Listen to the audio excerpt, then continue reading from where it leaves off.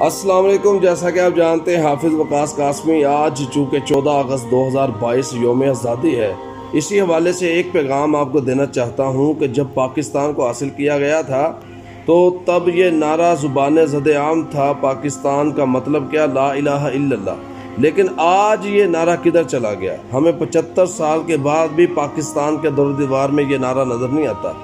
آئیے آج کے دن ہم یہ پختہ عزم کریں، نئی امیدیں، نئی امنگیں، نئی دعائیں، نئے جذبے کے ساتھ یہ عزم کریں کہ انشاءاللہ بہت جلد پاکستان کے در و دیوار پر لا الہ الا اللہ کے پرچم کو لہرا دیا جائے گا، نفاذ اسلام کے پرچم کو لہرا دیا جائے گا، اور جس پاکستان کا خواب علامہ اقبال نے دیکھا تھا اور جس دو قومی نظریے کی بنیاد پر قائد اعظم محمد علی جناح نے پاکستان کو بنایا تھا، انشاءاللہ بہت جلد پاکستان کے اندر اس نظریے کو، اس خواب کو منوا دیا جائے گا۔ پاکستان زندہ باد۔